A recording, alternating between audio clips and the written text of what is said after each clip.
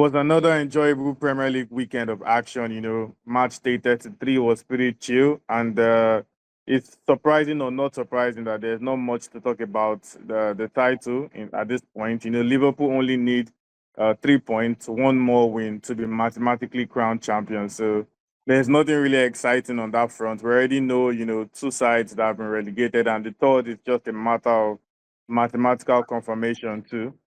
So the real battle now at the moment is the top five race. And speaking about the top five race, Mark, Aston Villa actually trashed Newcastle 4-1. I mean, we both agreed. I mean, we all agreed in our preview video that it was a game that could go either side, but I didn't see a 4-1 scoreline coming, to be fair. So, but what do you think is the consequence of that result on the top five race, Max? Yeah, so I just feel that Aston Villa pretty comfortable playing at home at first, and also Yeah. they got a bit shocked by PSG in UCL, and they wanted to show that they're capable of winning on home soil. So both teams had a lot of moments, but they just used it, while Newcastle didn't. So that's what happens. Yeah, fair enough.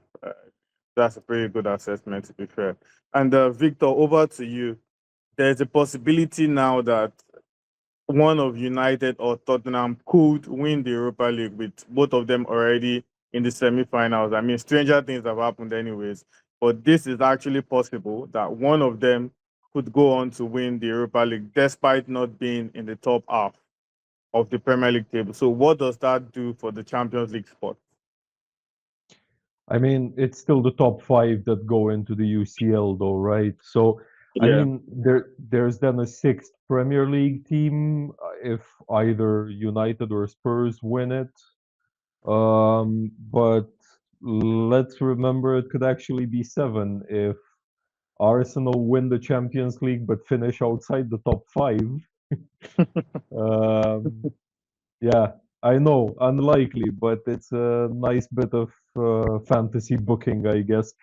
Yeah, it's interesting. It's an important aspect to this, to actually have a sixth Premier League team in the UCL next season.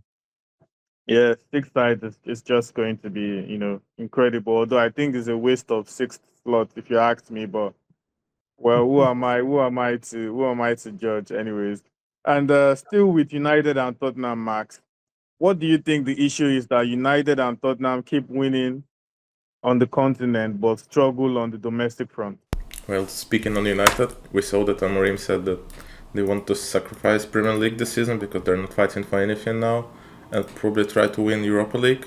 So probably United are more focused on Europa League for like a couple of months already, because they were showing pretty bad results in Premier League, but they're still unbeaten in Europa League.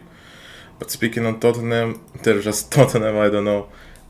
They played pretty good yesterday against Nottingham Forest, but they couldn't score, and it happened a lot for them. You can look at their goal conceded scored results. They're doing pretty good in attack, but they're so weak in defense, so they're just unstable for me. Yeah. Victor, you want to say something? Yeah, I just feel like it speaks more to how strong the Premier League is, to how tough Yeah. it is as a division. There's plenty wrong with both clubs, United and Spurs, don't get me wrong, but there's still chances of redemption in the Europa League, and there's a fair to good chance that all three UEFA competitions this season will be won by English clubs. That's mental. It speaks volumes to how strong the domestic league is, and that the big four or big six is evolving. It's not to say it has the same prestige it had in the 2000s, for instance, especially since it doesn't even have it now anymore. But it's still nice to see fresh blood at the top. Yeah, I agree. I agree. And over to you, Victor. What do you think has suddenly gone wrong for Palace? I mean, just about 3 weeks ago, we were talking about them, also being in the mix for European spots, and now it seems like that's out of the cards. But what do you think has suddenly gone wrong for them? One win in their last 5 games. They seem to be getting red cards as well. What do you think is wrong? Yeah, I look, the way they finished last season, 2023-24, I think we were all expecting a push for Europe from them this season, right? And Yeah. sure, they lost Olise last summer, and that would the quality of that player leaving and not properly getting replaced, that's going to hurt any side. But they still gave a good account of themselves, I feel, up until very recently, yeah. And I think defensively they kind of dropped the ball a little bit, and yeah, discipline is a problem, as you well mentioned too. But let's not forget that they are in the semi-finals of the FA Cup. They're playing Villa on Saturday. It's still a solid season, however you look at it. And if they can just about spring a surprise there, that would be awesome, right? Mm. Yeah, fair point. I mean, no one would have predicted they'll get that far in the FA Cup, so they still have a chance to salvage Yeah. something. And I think if they go on to win the FA Cup, I think they go to the Europa League, correct? Yep. Exactly. So that might be another route for them, anyways.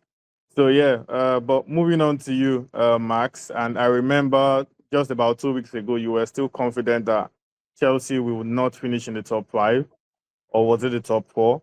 And they managed a comeback win against Fulham, at the weekend. But are you still standing your ground on your earlier claims? Yeah, that's actually cool that they came back against Fulham, but they have pretty hard of schedule coming, and I don't really feel that they even finish sixth because Aston Villa has an easier schedule and they play pretty good, much better than Chelsea at the moment. So even if Aston Villa can't win against City, I still feel like they're going higher than Chelsea.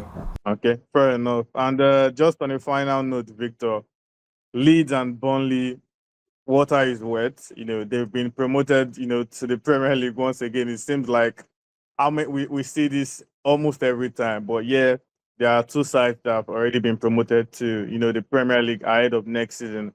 What are your early thoughts about them? First of all, here's hoping we don't get the third season in a row when all the promoted sides head straight back down. That would be Exactly. catastrophic. But I think, as far as Leeds are concerned, I think they can stay up even if they don't invest particularly heavily. Because there's a decent amount of players there with Premier League experience, and if they can get in a couple of players and keep hold of the likes of Gnonto and Bogle and Firpo, for instance, they should survive.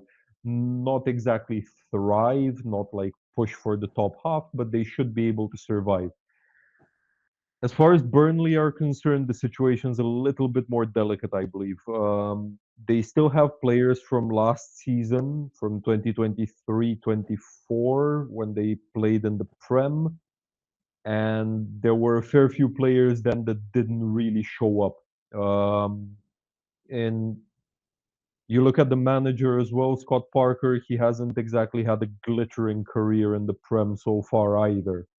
So right now there's also the added factor of probably, not maybe, probably losing their goalkeeper, James Trafford, this summer. After such an impressive campaign in defense, him probably out the door, maybe even one or two defenders. That's not going to make matters easier. I think Burnley will need some significant investment, but smart investment in order to stay up next season. It's not impossible, but it will be tough for them. Yeah, I think I agree with you, especially with Burnley. And just one more thing about Burnley, in my opinion, I think their pragmatic style of football is well suited for the Championship. But I think it's not an option in the Premier League. It just won't work in the Premier League. If they are going to even survive, even as Yeah. do as much as survive, they need to do something about their style of play.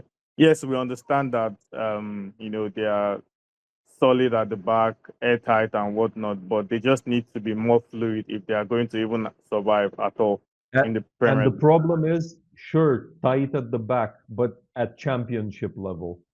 Exactly. Once you come across even mid-table Premier League attacks, it's a whole different ball game. And Yep.